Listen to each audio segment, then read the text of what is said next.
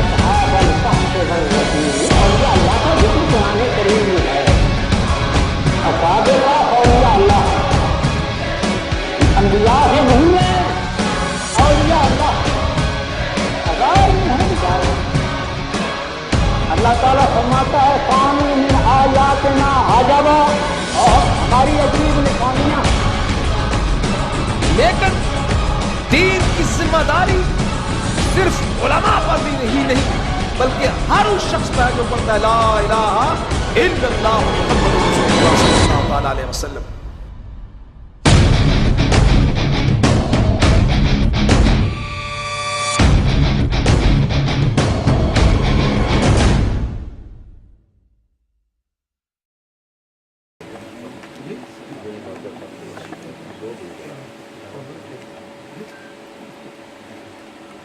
جو ہالینڈ کے لوگ ہیں, خواتین اور مرد, وہ باہر تشریف لے گئے, ان کے لیے کوچ انتظار کر رہی ہے, وہ اپنے کوچ میں جا سکتے ہیں.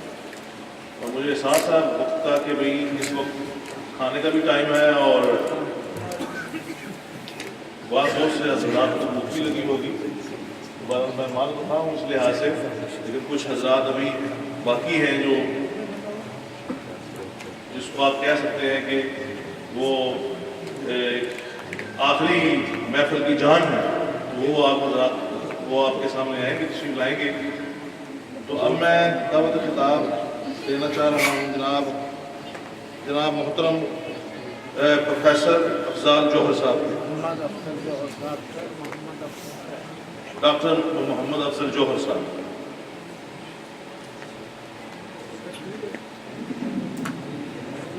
نحمده ونصلي ونسلم على رسوله الكريم, أما بعد فأعوذ بالله من الشيطان الرجيم. بسم الله الرحمن الرحيم. إن الشيطان يفر من ظل عمر أو كما قال عليه السلام. نهاية واجب الاحترام مقتدر محتشم معظم محترم علماء کبار مسلک حق اہل سنت کی آبرو اور بالخصوص بانی یہ محفل حضرت علامہ صاحب زادہ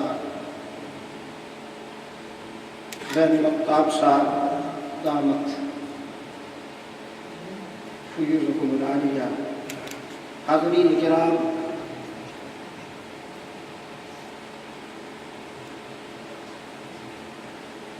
محفل اپنے انجام کے قریب ہے. محفل میں میری حاضری اور پھر اس حاضری کے بعد اتنے جلیل القدر صاحبان علم و دانش کی زیارت نہایت ہی قابل قدر ہے, قابل فخر ہے. میں تو آیا اس لیے تھا کہ آپ نے برادر اکبر بقیت الصنف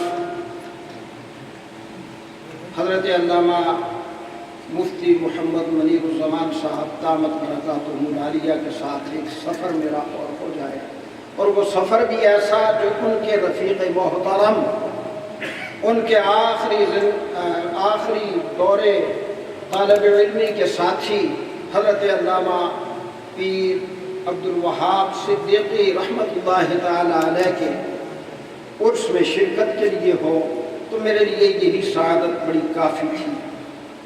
رہ گئی بات کچھ کہنے کی, تو اتنے ذی شعور علماء کرام کی موجودگی میں اور اہل درد اور اہل دل کی موجودگی میں حضرت صاحبزادہ پیر ظہیر الدین دامت فیضکم العالیہ جیسے صاحبان نسبت کی موجودگی میں کچھ کہنا انتہائی دشوار ہے۔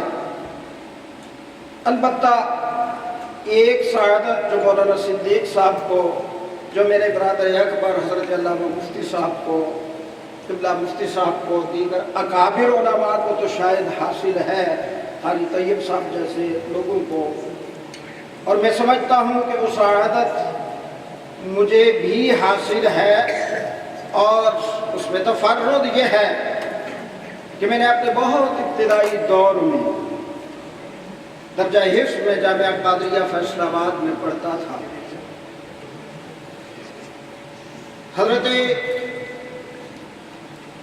علامہ محمد عمر اچھروی رحمۃ اللہ تعالی علیہ کی خطابات پنجاب بھر، پاکستان بھر میں اور بالخصوص فیصل آباد میں ہوتے تھے۔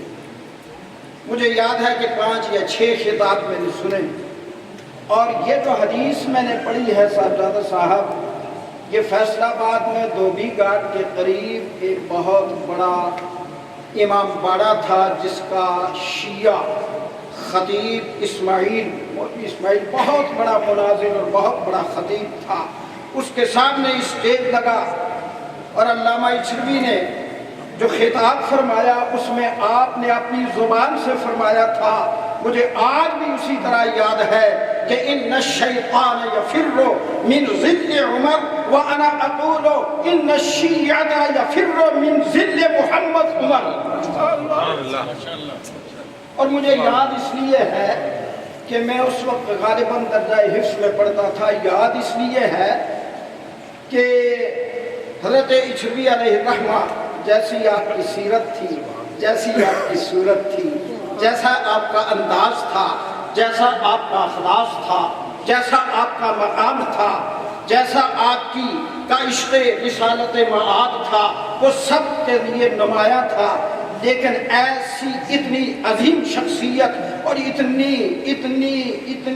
اتنی سادگی اور اتنا خلوص مسلک کا کہ اس کے بعد اعلان فرمایا کہ میں نے مقیاس حنفیت لکھی ہے۔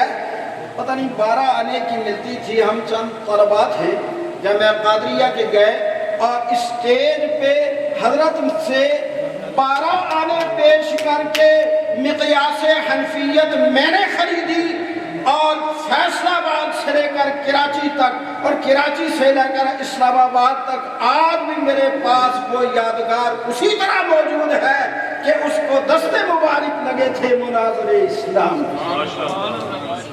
حضرات گرامی، مجھے کچھ اور کہنا نہیں ہے اس ہستی کے بارے میں جن کے بارے میں اس لیے حاضر نہیں ہوا میں کہ یہاں کچھ ان کے احباب کو دے کے جاؤں گا، اور اس لیے حاضر نہیں ہوا کہ علماء کے سامنے تقریر کر کے جاؤں گا، یہاں دینے کے لیے نہیں، حضرت اچھروی سے کچھ لینے کے لیے۔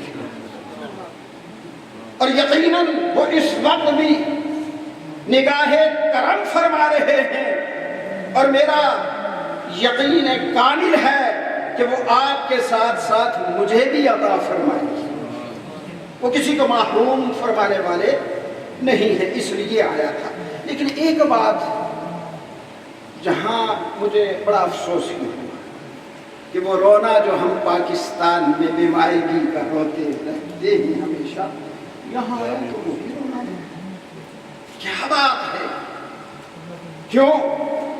جس چیز کی ہم میں کمی ہے، ایک چیز کی کمی ہے میرا خیال، اور وہی پیغام ہے حضرت اچھروی کا رحمت اللہ تعالی علیہ کا، کہ مسلک کے ساتھ عشق کی حد تک تعلق کو نبھایا جائے۔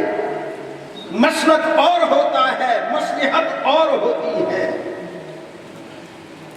اس لیے مسلک کے ساتھ اس تعلق کو اس خلوص کے ساتھ، اس سادگی کے ساتھ، اس والہانہ انداز میں اگر قائم کیا جائے تو نہ سرمایے کی ضرورت ہے، نہ مائے کی ضرورت ہے، پھر وہ مقام مل جایا کرتا ہے لیکن ہم اس طرف راغب بہت کم ہیں. ہم کیا دیتے ہیں؟ میں نے 33 ایئرس پڑھایا ہے کالجز میں، یونیورسٹیز میں، اور آپ سے زیادہ میری کلاس کے اسٹوڈنٹس میری کلاس میں موجود ہوتے ہیں بحمد اللہ تعالی.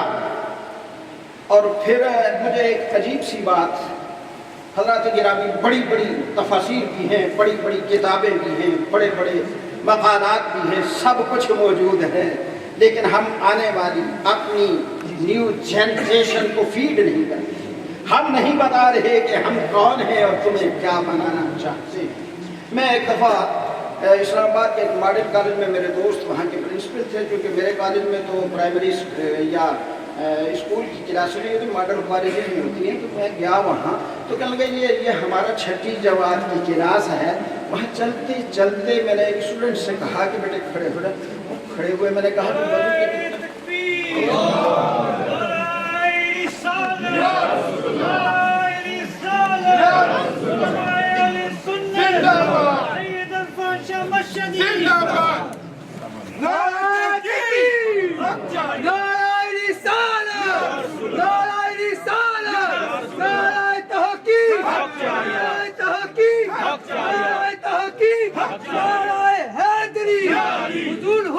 اسلام، حضور مناظر اسلام، حضور مناظر اعظم، استعانی علی مناظر اعظم زندہ باد، علماء اہل سنت زندہ باد. بس 1 منٹ توجہ چاہوں گا کہ میں نے اس 6ٹھی جماعت کے اسٹوڈنٹ سے پوچھا کہ سب سے پہلے وضو میں کیا کرتے ہیں؟ تو اس نے کہا جی پاؤں دھوتے ہیں. مجھے تعجب، میں نے کہا نہیں بیٹے، سب سے پہلے تو وہ ہاتھ دھو کر پھر منہ دھوتے ہیں. کہا نہیں سر آپ غلط بتا رہے ہیں. میں نے پوچھا آپ کا کیا نام ہے؟ تو انہوں نے اپنا نام وہ بتایا جو اہل تشریف عام طور پہ استعمال کرتے ہیں. پھر میں نے اس بچے سے پوچھا، میں نے کہا بیٹے ائمہ معصومین کے نام جانتے ہو؟ اس نے گن کر 1 2 3 12 اماموں کے نام فر سنا دیے. اور اسی کے ساتھ دوسرا بچہ جو سنیوں کا تھا، میں نے اس سے پوچھا ہمارے خلفائے راشدین کتنے تھے؟ تو کوئی ایک بھی کلاس میں جواب نہ دے سکا. یہ قصور کس کا ہے؟ یہ قصور میرا ہے، یہ قصور باپ کا ہے، یہ قصور معاشرے کے علماء کا ہے. ہم کیا فیڈ کر رہے ہیں اور پھر توقع کیا کر رہے ہیں؟ ہم نے کتنی کتابیں لکھی ہیں جو اکنامکس پہ ہوں؟ ہم نے کتنی کتابیں لکھی ہیں جو سیاست پہ ہوں؟ ہم نے کتنی کتابیں لکھی ہیں جو پریکٹیکل لائف یا پریکٹیکل وے آف لائف ان اسلام پہ ہوں؟ ہم نے کتنی کتابیں لکھی ہیں جو دور حاضر کی ضروریات کے مطابق ہوں؟ اور ہم نے اپنے بچوں کو کیا دیا ہے؟ اس کا قصوروار میں ہوں. اور میں تمام حضرات سے فقط اتنا کہتا ہوں کہ نہ ادھر ادھر کی تو بات کر، نہ ادھر ادھر کی تو بات کر، یہ بتا کہ قافلہ کیوں لٹا. مجھے رہزن سے غرض نہیں، تیری رہبری کا سوال.